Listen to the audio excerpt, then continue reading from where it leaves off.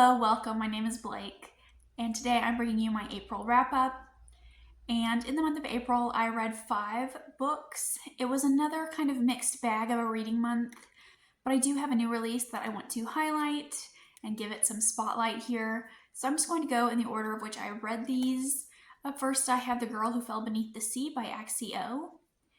And in this book, we are following our main character, Mina, and she lives in this village where the ocean is constantly destroying the villagers' homes. So every so often, the villagers sacrifice the most beautiful woman to be the bride of the sea god. And Mina's older brother's girlfriend has been selected to be sacrificed next. And to save her brother from this heartbreak, Mina sacrifices herself instead. And that is kind of the setup for the story here. I did have very mixed feelings about this one, unfortunately. I gave it 3 stars. It is by no means a bad book, but I did enjoy the aspects of the spirit world and the Korean mythology. I feel like there were some really beautiful descriptions and settings, and I've seen a lot of people compare this to Spirited Away by Studio Ghibli, but I have never seen it, so I can't speak for if I think that comparison is accurate or not. And I did really like the found family aspect, and it was a very, very quick book. I think I read it in one sitting, which has been pretty rare for me this year. But there were also some things about this that I didn't really care for. I feel like the pacing issues were very prevalent throughout the book. I feel like some things needed to be explored more, and then we would have moments where something was really intense or where I felt like we needed to be quick, and it felt really slow. And I feel like the story kind of would move in certain directions where I thought we were going to do one thing or we were aiming to accomplish or achieve one thing, or we were going in one direction, and then we would kind of pivot from there and go do something else. So I did not really care for that. And I think it added to the pacing issues. And also, I feel like the world is kind of confusing. Like, we didn't get an answer for a lot of questions. Like, whenever I would put the book down and I would really start thinking about what I had read, I'd be like, that doesn't really make a whole lot of sense. Particularly, there's someone who just takes over godhood from someone else in this world, and it doesn't explain how that's done or why that's done. So I thought that was kind of unusual, and there were just some things that happened that we don't get explanations for. But overall, I think that this is an enjoyable read. It is very much on the younger side. I think that it would be a great middle grade book, or great for someone going from middle grade to YA. And of course, this cover is stunning. Up next, I have The Pale Horseman by Bernard Cornwell, and this is the second book in the Saxon Tales series. And in book 1, we follow Uhtred, who is a nobleman's son, but he has been kidnapped by the Danes and raised by them. And here in book 2, we are picking up where book 1 left off. And Uhtred is now a man, and I think that this story is more enjoyable following him as an adult. And I ended up giving this one 4 stars, where I previously gave the first one 3 stars. I feel like the politics... what am I saying? I feel like the politics of this book have been upped. I feel like the stakes are higher, and we really see the historical elements of this book kind of coming and taking place here, and kind of more of those historical influences. And even though this is a historical fiction, it does feel fantastical in a lot of ways. And while I'm not the biggest fan of historical fiction, I do really like what I'm seeing in this series because it does feel fantastical and it is a very quick read. I still think that Bernard Cornwell writes great battle scenes, and I really like that he doesn't hold any punches.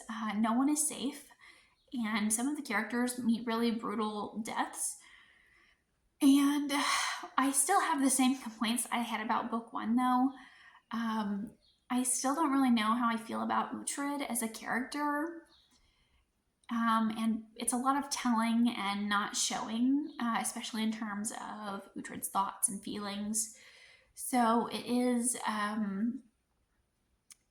almost I feel very detached from the story at times when I wish I wasn't. But overall, I am enjoying it, and I'm looking forward to continuing on with the series. Up next, I have Where the Dark Stands Still by A.B. Poranek. And this is a YA fantasy, and it came out earlier this year. I'm very glad that I picked this one up. It is a book inspired by Polish mythology, and we are following our main character, Liska, who can see these mythical beings, and she has this power that very much scares the villagers in her town, and she goes into the forest hoping to find a way to get rid of her magic. And there she comes across a Lezi, which is a demon who guards the wood. And he tells her that if she will serve him for 1 year, he will grant her a wish. And she's hoping to wish away her magic. And I really love this. This book ticked all the boxes for me. It's very, there's just something about it. It just really feels like a me book. It has a lot of tropes and plot elements that I tend to really enjoy. We have a ghost dog, a spirit cat. It is a talking cat too. And we have a sentient manor and a dark, creepy forest. It does have cottagecore vibes. And it also has this found family element, and we meet some very quirky characters along the way. It very much reminds me of The Bear and the Nightingale by Catherine Arden. So if you're a fan of that book, I would definitely recommend this one. And I loved this book to pieces. I did give it 4 stars. It wasn't quite a 5-star for me, but I just had a great time reading it. I think this is set to be a standalone, but I really hope not. I hope there's more in this world or following these characters. I'm definitely keeping my eye on this author for the future, but I feel like the writing style was really beautiful and the descriptions of the setting were really well done. We follow these really endearing characters, and we have this element of found family that I just really love. And it does remind me of The Bear and the Nightingale by Catherine Arden a lot. I think it blends those folklore and religious elements really well. And if you like that series, I would recommend this book. Up next, I have Voyage of the Basilisk by Marie Brennan, and this is the 3rd book in the Memoirs of Lady Trent series. And it is another 3-star read for me, unfortunately. I'm very disappointed in how the series is turning out. I absolutely loved book 1, A Natural History of Dragons, I believe it's called.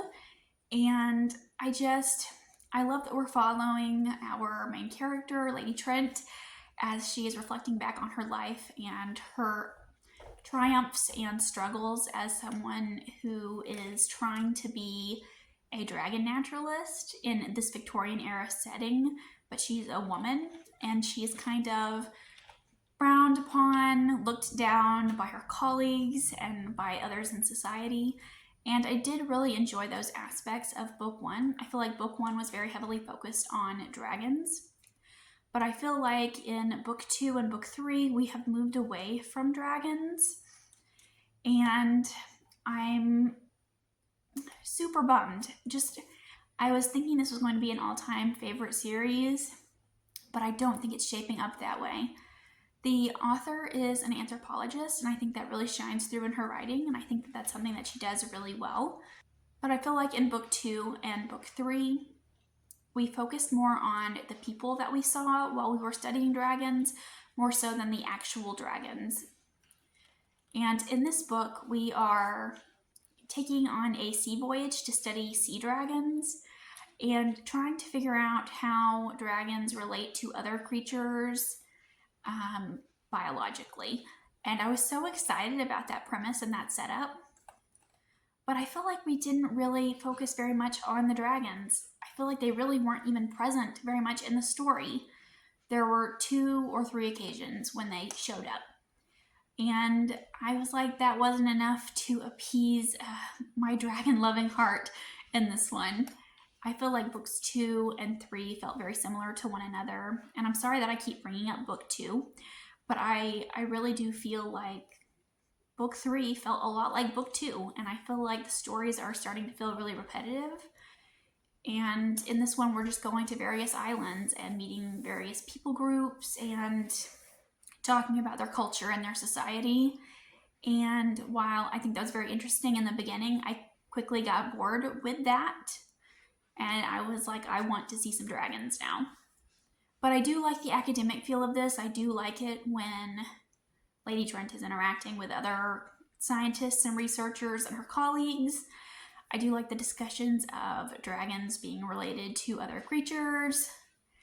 And I just want to study more of the biology of dragons. I'm honestly not sure if I want to continue on with the series at this point. And lastly, I have The Vagrant by Peter Newman. And this is an adult fantasy that takes place in a post-apocalyptic setting where we are following the Vagrant, who is a mute knight, and he is carrying this baby across the land. And that's all we know from the summary of the book. It doesn't tell you anything, and the author just throws you into this world. You don't have any information. He's not holding your hand or spoon feeding you. You really have to figure out what's going on your own. And I feel like this was such a unique read, and I liked a lot of aspects, but there were aspects that didn't work for me as well. I ended up giving this one a 3-star. I was very intrigued by The Vagrant. I liked that he was someone who couldn't really communicate with us in the way that we are normally used to seeing in books. He is mute, so he has to communicate in other ways, and I did really like that aspect. This book is very dark, especially in the beginning. It really sets the scene for this dystopian post-apocalyptic world, and we're in this very dirty, gritty city, and we see kind of the Vagrant moving through this grimy underground of the city, and I think those were some really great images for this book. And it takes place in dual timelines, so we're following the past and the present. I feel like the story is a bit convoluted. I was very confused, especially when I first started in the first 100 pages or so. I feel like I really had to be paying attention while reading this, because if I didn't, I was going to miss something. I will say my biggest complaint about this book was the writing style. I feel like I would have given it a star higher probably and would have enjoyed it a lot more if the writing style was not depicted in this way. I am not a fan of overly flowery writing styles, and I feel like the style in some ways was too descriptive, and then in other ways wasn't descriptive enough. And there are just a lot of weird analogies in the book, and the entire story is written this way. And you even have like a POV, the mind of the baby, and I thought that was rather jarring. Some of the things he said would take me out of the story, and some of the POVs I didn't like. For example, we get a POV from a goat one time, and there's another time when he's comparing a crowd to bubbles. So the writing style is definitely unique. It was not for me, but I do think that this is an enjoyable read. I think that fans of dark fantasy or post-apocalyptic fantasy would enjoy this, and I really want it to find the right audience. And I have to commend the author for doing such a great job writing this. I think it would be very difficult to write a book with this type of character and this type of setting. and I think he did overall a pretty good job, and I am looking forward to reading other things by this author. But this one was a bit of a mixed bag for me. But those are all the books that I read in April. Let me know if you have read any of these and what your thoughts were, because I would love to know. And I'll see you again with another video soon. Thanks for watching. Bye.